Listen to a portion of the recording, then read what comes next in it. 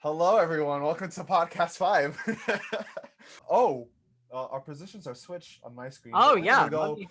We're gonna go in our typical order. I'm Jeremy Van Suarez, I'm Jacob Wade. And I'm Logan Riley Bruner. and welcome to 2021, everyone. For It fuck's seems sake. like every day there's been something. First, it was Bean Dad. Then, Kim and Kanye got their divorce announced. And now there's a coup. Jeffree Star? Question mark. I refuse to believe that. And now there's a coup on the Capitol. Um, yeah, so sad day in American history. Yesterday But also was happy day on the other side of the coin. Yeah, it was a weird day where we got our first black senator in Georgia. Is that what it is? our first black senator who is a Democrat from any southern state. Wow, that's crazy. First black senator in Georgia, but yes. And the Democrats took control of the House.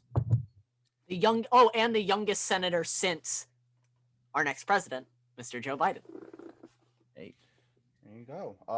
The House also confirmed Biden's election. Which they had to. They did their jobs. I'm sorry. I've had so many people be like, the people that did this and stood up against tyranny, they're heroes. I'm like, no, they're not. They did their jobs. They did what they were supposed to do. You're not a hero just because you do your job. They would have been heroes if they talked about this 6 months ago, but they didn't. They waited until yesterday to make fake speeches about fake morality, and I'm sick of it. Yeah, it's the world hasn't gotten any less crazy since what I would deem is the craziest year in our existence. yeah. And our existence as in like the collective three of us, we're youngins, so 2020 was the ride of a lifetime. Yeah. But this is the first time this has ever happened. This is the first time since the War of 1812 that the Capitol has been breached. Yeah. And it's crazy that it got to this point, We've seen protests for better reasons that were met worse. And worse, exactly. So to see the lax state of our federal officers kind of puts me at a little bit of unease. I remember my mom yesterday was like, it reminds me of that movie Olympus Has Fallen, that they just walk right into the Capitol, and I'm like, wow, that really, like, literally 20. It's really funny. It's a movie right now. Yeah, well, I literally yesterday I watched Harry Potter and the Deathly Hallows Part 2, and I was seeing many similarities. Like the castle has been sieged, and the Death Eaters just think that they can pop up wherever they very well please. Trolls in the Capitol building. Attempted coup in the Capitol. Thought you ought to know. Yeah. And it's really interesting, like, how is yesterday going to be represented in like Hollywood and film culture? How is any of this going to be represented in film culture? Who's going to take the bullet to star as Trump? Not that that's the main point of conversation, but there's plenty of actors who would line up to play that part. I'm sure there would be. Like what's going to come what's going to come first? Is it going to be a drama? Is it going to be a biopic? Is it going to be spoofs? I think there will be at least one movie that is about officers inside the Capitol who have to protect senators. A very like Olympus Has Fallen style dramatization of how great the cops were, even though they let rioters into the Capitol without so much as a shot fired. Just saying. Go ahead, Jacob. Yeah, I'm picturing a lot more limited series type things, like the Comey Rule. Yeah, happening. It's already started. Yeah. It's just a matter of time and a matter until pandemic subsides, big theater opens again, that we might see some bigger names, bigger budgets, and more dramatization of it all. It's gonna be interesting to see, because it's like 2020 was a movie. You know, like it already feels pretty dramatized. How much crazier can big Hollywood budget make this type of thing? Yeah. Have either of you seen the Netflix Death to 2020? It looks ridiculous. It is ridiculous. It's like it does cap everything that goes on, but like it's done through a comedic lens. So Yeah, you have it's like actors. Charlie Brooker Black Mirror style mockumentary, I believe, right? Yeah. There feels like, and this was kind of my fear, there was a Netflix limited series that was like quarantining or something like that. It was a Zoom series that Yeah. Netflix did. But it very much feels like there are a lot of people in kind of left liberal Hollywood who like want to make these projects to be like, we're so woke and about it, and like, look at what we're doing to like make a change. And it's like, are you really doing much with what you're doing? Or I are you understand use art to like promote uh, creative change and change in society, but there are sometimes that it does feel like left-wing Hollywood likes to posture and pretend that they're about change and radical movement, and in reality they're just like cracking jokes. they're And just capitalizing on yeah, the topic? it's now Yeah. really the time for that.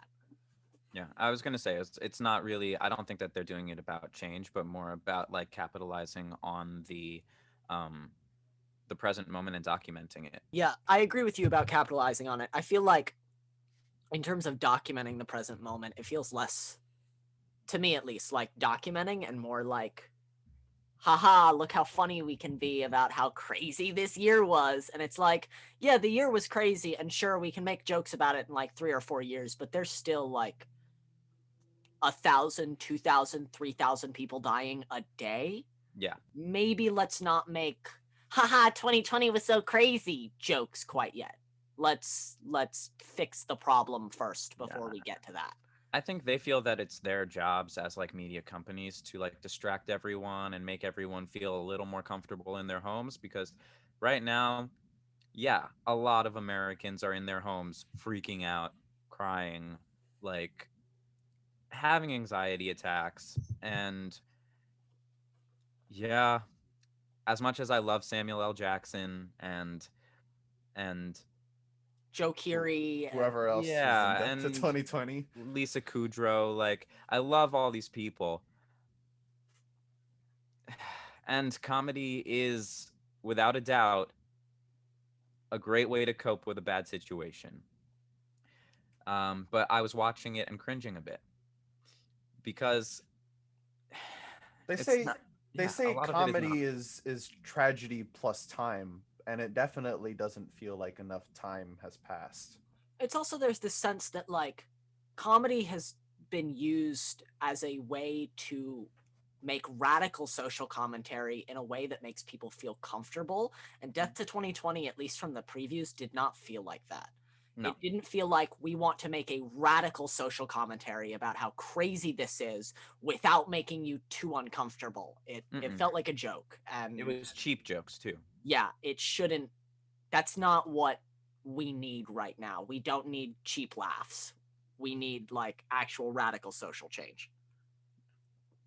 I would have almost preferred like a collection of stand-up because stand-up comics really I feel like do a great job of hitting the nail on the head a lot of Dave the time. Chappelle in particular this past Yeah. like year has been just on fire. I don't know, I feel like you guys probably did, but he released a really short stand-up special right after the George Floyd murder, and it was shell-shocking Yeah. to watch. Yeah. And it was funny. I laughed, but there were also moments that just like my heart sank.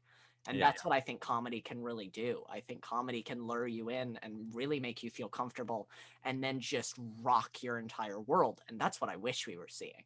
I wish I Yeah. was seeing comedians like really try and push the envelope on what's possible and what they should be saying rather than playing for a cheap laugh. Yeah, I 100% agree with that, and I applaud Dave Chappelle for that. I've also seen his interview recently on My Next Guest with David Letterman. I heard that was amazing. which was an amazing interview. There's a lot of great interviews in that series. If you haven't checked it out, I'd suggest that you do. My Next Guest with Dave Letterman, he conducts some great He interviews. does. He's an incredible interviewer. I think especially now that he's off network, Yeah. I feel like when he was on air for all those years, there were some interviews where I felt like he might not have been taking the artist as seriously as they could have been taken. And I can pull up some examples, but I just feel like he's got like a deeper respect for the interview now. I also feel there's a sense of like on late night network TV, you have to pull punches. Like Jimmy Mhm. Fallon is not going to make fun of Donald Trump to his face. Right. You have to conduct an interview with some sense of like, we're promoting something because that's the only reason you're here. Whereas now with My Next Guest, there's very much a sense of this is not promoting anything. This is just, these are people that I think deserve to have a spotlight shown on them. And I think that's really admirable that David Letterman took that step. Yeah, it's interesting seeing shows like My Next Guest kind of uh, kind of take on the format of like TED Talks, which like really became popular in like the 2010s. Mhm. So just to see that kind of crossover in media style is really interesting. I feel like that particular style is kind of encapsulated both in Last Week Tonight with John Oliver and The Patriot Act, which Hassan Minhaj used to do for Netflix, which I am so disappointed got canceled. Both shows, I think, do a really, really good job of that kind of TED Talk, explain a position and explain what's happening with something in a really simplified way, but that like actually awakens people to what's happening in the world. I think both those shows are really important. On the other side of the coin, if you're looking for some explanation TV shows for current events and news that aren't necessarily funny, but like really raw interviews, I'd suggest you check out Axios on HBO. They do a great job. They do. They do a fantastic job, and each episode is packed with information and a lot of candid moments that in other situations might be cut down and edited to make the subject seem Better. Yeah, but these Axios interviews are really raw. It really proves to me like who's really up for the task and who's not. I've noticed that a lot this year. There have been certain sects of journalists that I've been like, you guys really stepped up to the plate and really, in particular, at least for the people that I'm watching, Axios, when they did that Donald Trump interview, which was absolutely brutal. And then, at least for me, I think Rachel Maddow and Anderson Cooper have both done really, really great jobs of putting people to task and making sure that questions get answered. I feel like a lot of people didn't really take Anderson that seriously for a long time because he's kind of been like the nighttime good feel guy. Him and Don Lemon, I think, have both really delivered this year, and I'm very impressed. So I was gonna say, in terms of content that I've been consuming, it's been I mean, especially with yesterday's events, like it's been CNN, you know, and just having that commentary just go on. Yeah.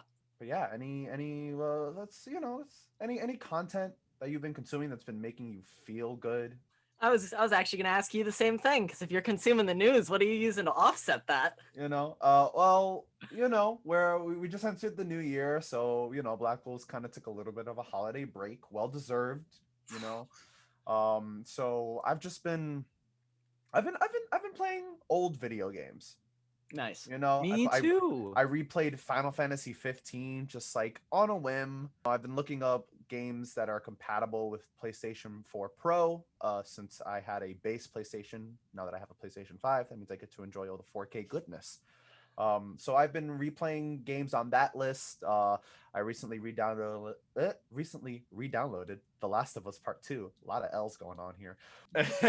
And I'm gonna, per Logan's suggestion, I'm gonna try a permadeath run. It's probably gonna go terrible. Maybe I'll live stream it. I don't know. Let's just one day when I'm just not doing anything, we're just gonna see how far I can get. And I've been reading more of Frank Herbert's Dune.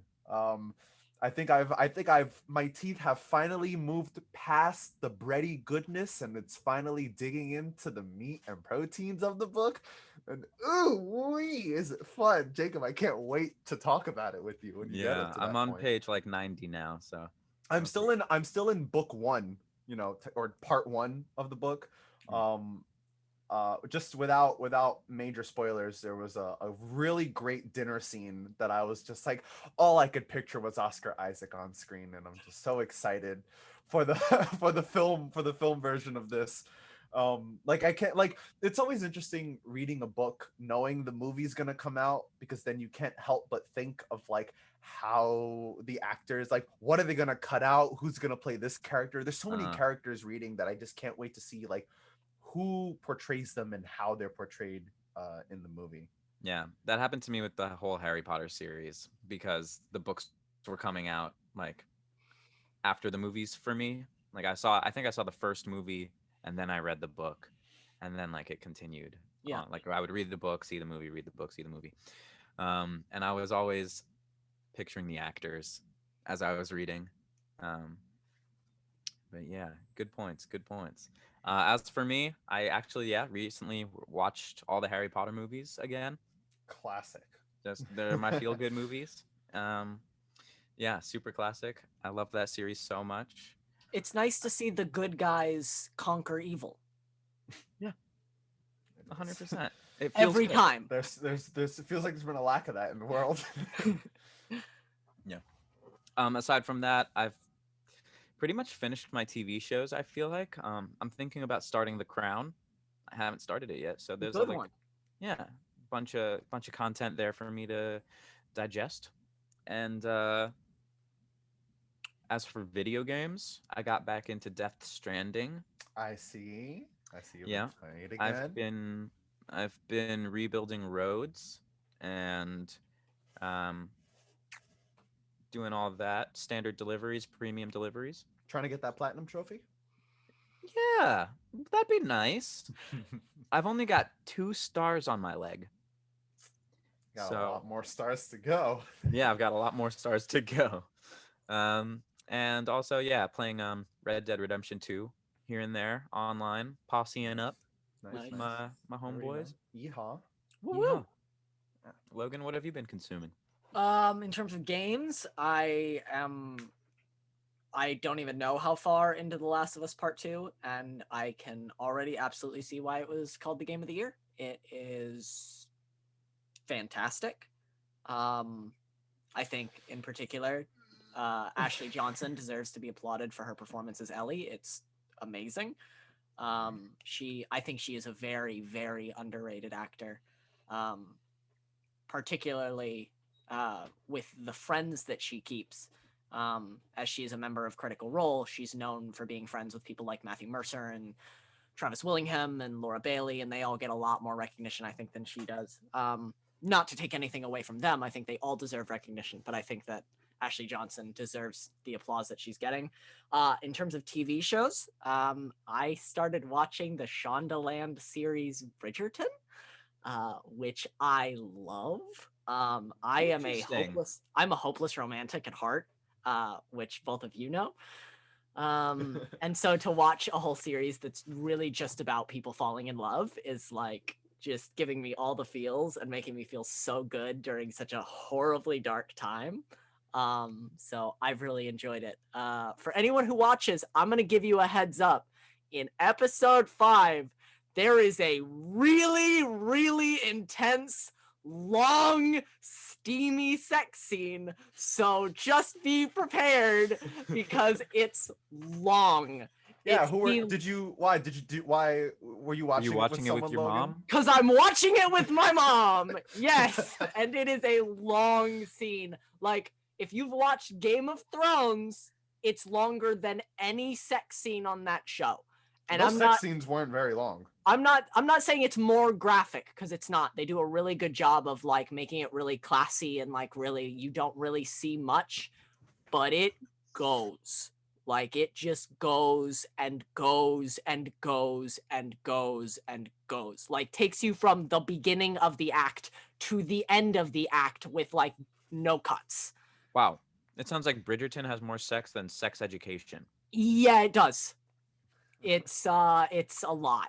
And that scene in particular, I was like, wow, this is I'm wondering when they're gonna like do the classic like, oh, we're gonna cut away to the next scene. They didn't. It Let's was go just, through the wall, yeah, it was Yeah. just under the like, bed. it Like, was just, they just kept going. And I was like, oh, we're gonna see the whole thing. Okay. All right, Shonda Rhimes, you're going for it. I'll give you that. all right.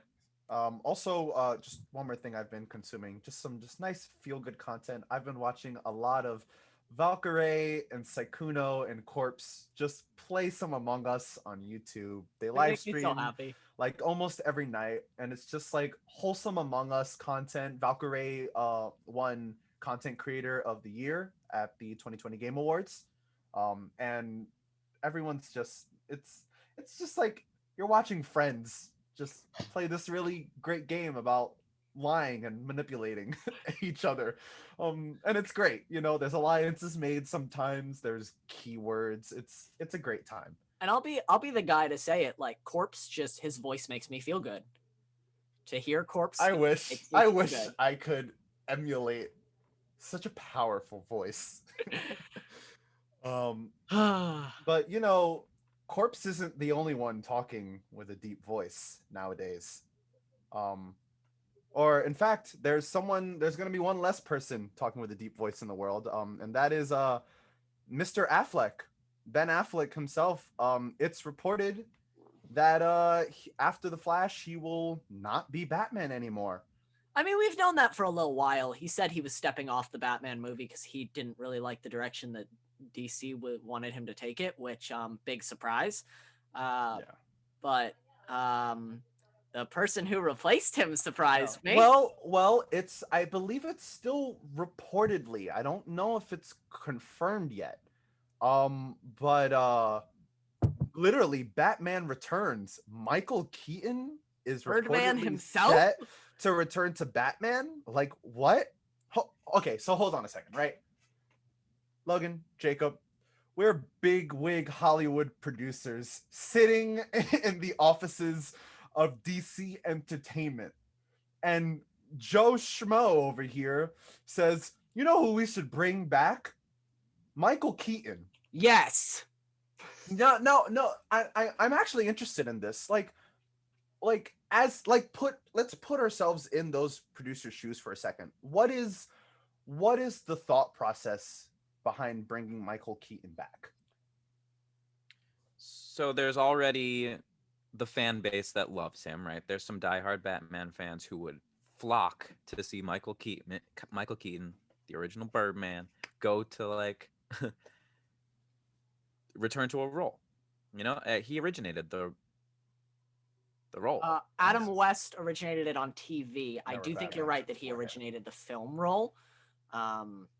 It was him and Jack Nicholson who did Joker. Yep. Yeah, so there's pull there.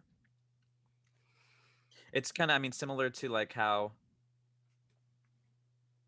with this new Spider-Man 3 multiverse thing, like we've got old Spider-Mans coming back. I feel like they're trying to like capitalize on this idea Nostalgia. of like nostalgia. Yeah, oh my gosh. And also like bringing back like the old crew with the new Star Wars movies. Like they love having sequels where they can bring back things from the past. I think a lot of Hollywood loves that moment in a movie theater where you see someone from an old movie and the audience is like, I know him. So that's the thing that like that not I don't know if it worries me, but it's just like it's a weird thing for me where it's like who are they making this new Batman for? Is Michael Keaton too old to be playing Batman? Who are they making any DC movie for? It feels like every time Marvel does something, DC is like, we should do that too, but they do it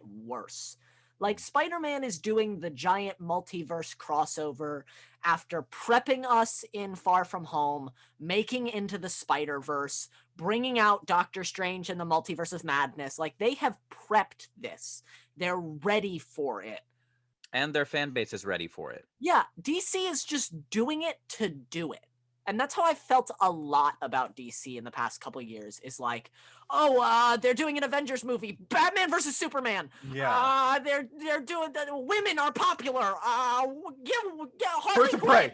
Prey. It's like they never feel like they're making a calculated plan. It feels like they're just pulling the trigger as soon as they come up with an idea and not really thinking about how it's going to be placed like long term. They haven't had a sit down meeting where it's like, here's our game plan for the next 10 years, because that's what went down with Kevin Feige at Marvel.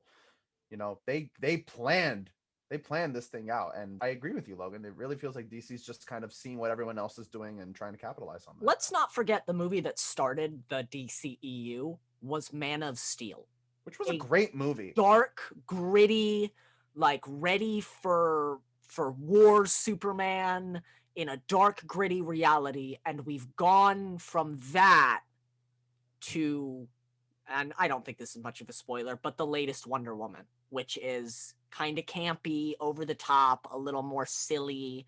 Like, DC does not know what it wants to do. It's just, and you can see it in Suicide Squad, you can see it in Batman versus Superman and Justice League and a lot of their films, that they just don't know what they want to do. And they're just kind of trying to throw things at the wall and see what sticks. And Marvel really came out of the gate with that first Iron Man movie and that first Thor movie and the first Captain America, knowing what they wanted to do and knowing the stories that they wanted to tell. And they did it really well. Michael Keaton as Batman could be fun, but as of right now, it just feels like a cheap nostalgia pop, and I'm tired of those. Yeah, I have to agree with you on that. I am more excited to see the Robert Pattinson Batman than I am to see Michael Keaton come back as Batman. As am I, which does bring up an interesting direction that they could go in. This all could be a Batman Beyond setup, in which an older, more grizzled Bruce Wayne teaches the next generation of Bat people, you know, and that next generation could be Robert Pattinson. Who knows? Yeah, it would be it or maybe not. The Robert Pattinson Batman movie is the time period that it's set in is like 80s, like 90s. It feels to me, at least, like Joker and the Batman are in one universe and the DCEU is another. And so, like, Ben Affleck, Michael Keaton are going to be over here, and then we're going to let the, like, independent, like, grittier, darker versions of this reality exist over here. Yeah, agreed. I also think that in this new Batman movie, The Batman with Robert Pattinson, I don't know if he's playing Bruce Wayne. I don't think he is. And I've had this theory for a long time, and I love that I get to say it on the podcast. Okay, first trailer for Batman came out, right? And everyone watched it and was like, oh my gosh, Robert Pattinson, Bruce Wayne, that's so cool. At the very beginning of the trailer, we see Paul Dano playing the Riddler standing over a body. We don't know what that body is. I thought, and I still kind of think, that body is going to end up being Ben Affleck. That it is Bruce Wayne who has been murdered by the Riddler. It can't be, though. It's been set up. They've already confirmed that it's set pre-2000s. Or whoever the Batman was. But I think Robert Pattinson is like the character taking the mantle from Bruce. Because at the end of the trailer, there is a quick clip of of someone talking to Robert Pattinson and saying something along the lines of like, you're going to have to be ready. And Robert Pattinson says, how will I know that I'm ready? And the other person says, you won't, it'll just happen. Which is a very Bruce line. It's a very like, I took the mantle because I had to, not because I was ready to. And now I'm passing it to you. I mean, I'm looking up casting and they're saying Robert Pattinson, Bruce Wayne. That has not been confirmed. I know it's on like IMDb and all but Robert Pattinson, I remember when they announced it because they announced Robert Pattinson was playing Batman. And that is a very different like announcement than Robert Pattinson is playing Bruce Wayne. Well, no one wants to hear who's playing Bruce Wayne. That's They not the wanna name hear of the who's playing movie. Batman. No one's seeing Bruce Wayne the movie. Right. But there is that sense of like, oh, we just announced it was Batman. We never said it was Bruce Wayne. And people just took it and went, oh, he's playing Bruce Wayne because that's the only Batman. No. There are many more Batman. I think it'd be really cool if he were a Batman Beyond type character. I think so too. And you know what? Honestly, maybe not having a plan might be DC's ace in the hole. You know, DC has so many iterations and reiterations of its characters that maybe that's their step from Marvel, that every time they do a Batman, a Superman movie, it is something new. It is set in a new world. I would love that, honestly. I'd love it if all these DCEU movies were just their own standalone things that they gave to directors and just let them run with it. But as of thus far, they haven't. They've been like, no, we're making the DCEU, so everything has to fall into line. And so a lot of directors have kind of gotten kneecapped at making the movies that they want to make. I think they're giving James Gunn free range to make Suicide Squad again, and he's getting to do whatever he wants. So there's very much a sense there of like, do whatever you want. And Todd Phillips really had free reign on Joker to do whatever he wanted, and that ended up being a really, really popular movie. I think if you give directors the opportunity to take these characters and do what they want with them, you succeed. And it's only when DC has really gotten involved that we've seen these movies not make any sense. Good take, Logan. Good take. Yeah, good take. We're gonna have to wait and see what happens with Batfleck and Bat Keaton. And in the meantime, you know, Jacob had a list that he wanted to get off his chest. Jacob, why don't you take us away? I do have a list, guys. I've got a list of 2020 honorable mentions that I failed to mention. Because our podcast went way over when we talked about our 2020 we just got so passionate talking about movies. Surprise, surprise. Yeah. So we had so much to talk about that I overlooked these, and I wanted to shout them out on our podcast because I think that they're worthy of shouting out. And I guess I'm going to start with Aubrey Omari's album 21, which we failed to mention. Debut Full album. of bangers. PPAS alumni, Aubrey, mad respect. Yeah. He's Seen out on Cloak in and LA doing Dagger. his thing. Yeah, seeing him on Freeform. Do your thing. Much love, Aubrey.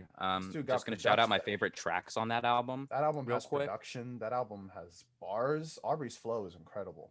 It's a Yeah. fantastic first And album. from it's him. really unique as well. And every track just flows. And there's some reprises. You get some like Tracks within choruses from there's tracks within the tracks. Mad respect. My favorite track on the album is Cold, which was released as a single right before the album dropped. Also love Work, Yep. which has a play on Drake and Rihanna's work. Yeah. Benz, a bop played in the car, and Yep. Kodo Night Lights has some crazy flow. So shout out that whole project. That's just 4 tracks. I would not be surprised if in 21 Aubrey was put up to nomination for being a freshman. He would. I'd love to see it. Yeah. I'd He love to would see deserve it manifested. 100%. He Yeah. is a hard-working artist. He's been acting since he was like 9. Yeah, he played young Simba in The Lion King on Broadway. Yep. Directed by Julie Taymor. So, snaps. Moving on. The single Antibodies by Nicholas Braun came out, Oh. which I thoroughly enjoyed. Based on Crowd-based single. yeah. It's just an interesting way of making a song. Yeah, he crowdsourced for that song. He was like, I have an idea. Maybe you guys, my fans, can help me out. And It was great. he got like Kieran Sherpa on there. Yeah. Like, what a great way to create a song through community collaboration, first of all. Second of all, The lyrics are hilarious. The video's hilarious. I love this guy as an actor. He plays cousin Greg in Succession on HBO. If you haven't seen that show, you must. I can't wait for season 3 of that show. They're currently filming it. So shout out to Nicholas Braun, comedic genius. And yeah, great music. Moving on. Jacob Collier. Yes. Jesse's Volume Jazz 3. prodigy. Yes, he's a singer, jazz Insanely vocalist. talented. He's insane. He's like an alien. He can speak Thank you. music as a language. I was gonna say it's not very earthly how we go how he just A minor D7 B flat chord whatever. A half flat, like B half sharp. Like he's wild at what he does. I just said B half sharp, but there's no B but sharp. but So but who I'm cares? just I was caught that's how up. he would explain it though. I know. I was caught up in the moment. It's not a real note. But anyway, his album Jesse Volume 3 has 3 Grammy nominations. Best Album of the Year, Best Arrangement, Instrumentals and Vocals, which he does the arrangement, vocals, production. He does it all. I'm pretty sure he mixes. He has a YouTube page where he like breaks down his sets, and it's like, geez, how like this guy must have like the most expensive RAM processor because he just has way too many tracks on all of his projects. He works with Logic Pro 10, and he can go up to like 200 or maybe even 300 tracks on and 100 of those tracks are like one vocal line. Right?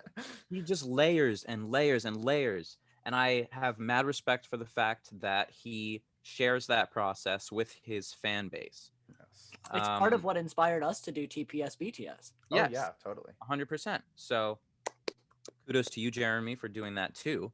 Thanks. And yeah, mad respect. Also, the third Grammy, which I didn't mention, is Best R&B Performance for All I Need, which was the first single that I actually heard. Same, and you showed that to me. Yeah, and I found him on Instagram. Interestingly enough, I've been finding a lot of artists to listen to music-wise on my Explore page on Instagram. I don't really use the Explore page on Instagram that much. I usually just stay to my feed, my timeline. Good for you. Respect. But I am on my Explore page scrolling, and I find stuff. I explore, guys. So anyway, my favorite tracks on that album are Time Alone with You featuring Daniel Caesar.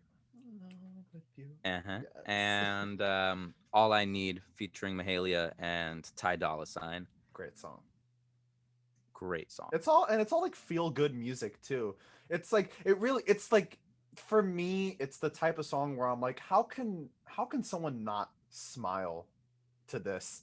That's the thing, is that he's made that song there's a specific key change that happens toward the end. I know. And the key, he explains this in his Logic breakdown, so I'm not going to go into much detail, but like the key literally like doesn't exist. Like he modulated the pitch of this track to be a little bit higher, brighter in sound than like the actual flat tone of the note.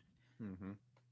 And changing that audio, like, it gives you this feeling that you cannot describe, and I think it's genius. He's 24 years old, I think. Very experimental.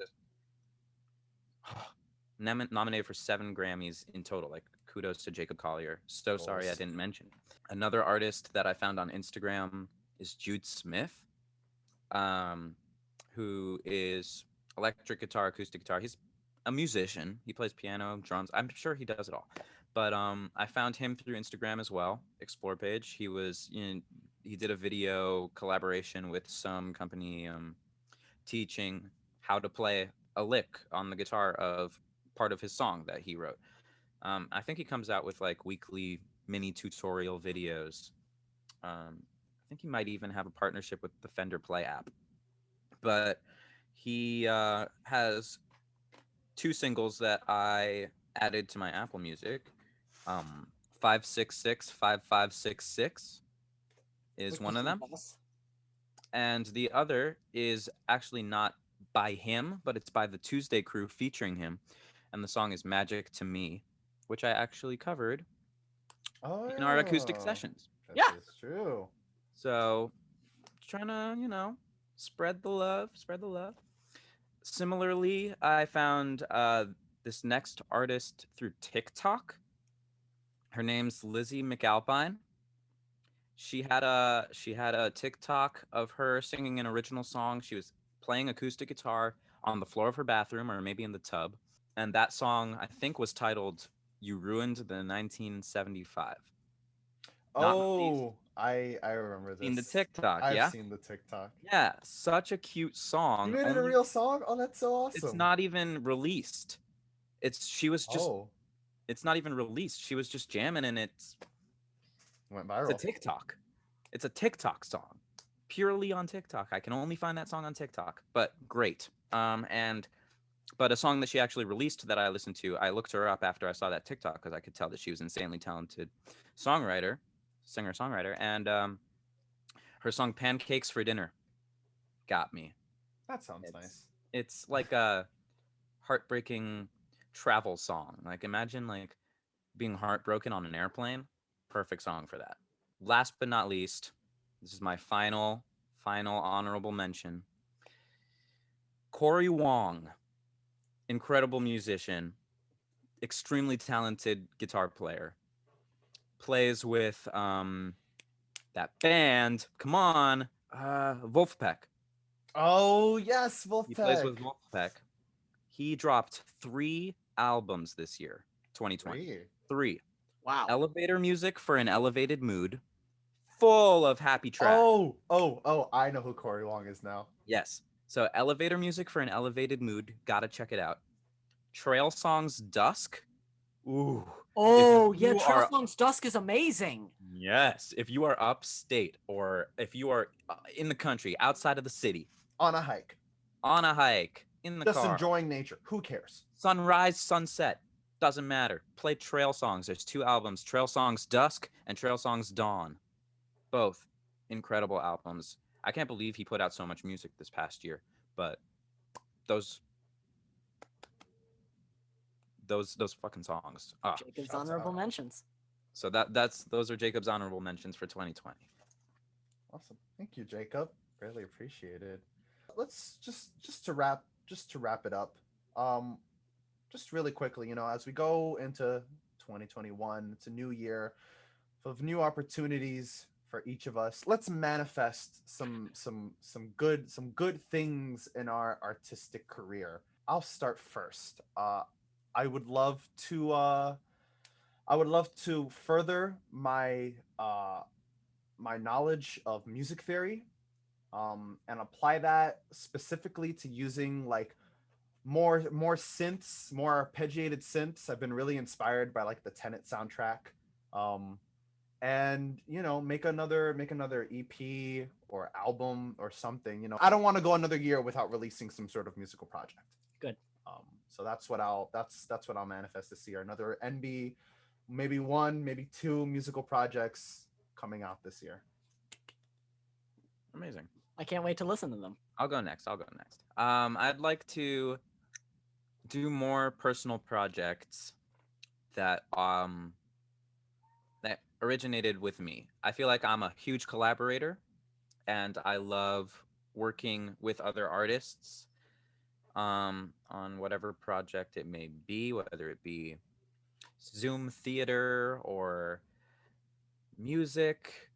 Um, but I'd like to try to do more solo projects or have just a project that originated with me, a passion project that I feel like I gotta get out. I feel like it's the year to create something original. I feel like Hell I'm yeah. always relying on the content of others and developing it, but I want to actually create. So I love that. yeah, All right, why don't Logan, you close us out? close us out. 2021. Manifesting that this is the year that I produce my first feature. That's the goal. Yes. Hopefully something I've written. That would be fantastic. But we've produced a lot of short form content and web series and stuff like that. The one thing that we've never tackled is a feature. And so I think to go into this new year, this new opportunity, I would love to get to do that. Fuck yeah. Yeah. I'm right behind you. Woo! Yep. We all got each other's backs here. 100%. Oh yeah. Well, I don't know. Well, that was nice. You know, I feel like that's a great way to wrap up this podcast. Just setting some good intentions out into the world, you know, and hopefully you yourself at home find yourself inspired by some of these goals, or maybe you want to check out some of the music that Jacob recommended. To a and this is water, by the way, to a better rest of the year. To a better rest of the year. No Thank bad, you. no bad. Thank you for joining us for today's Blackwolves podcast. I'm Jeremy Van Suarez. I'm Jacob Wade. And I am Logan Riley Bruner. And we wish you a great day and a happy new year. Bye, guys. Bye.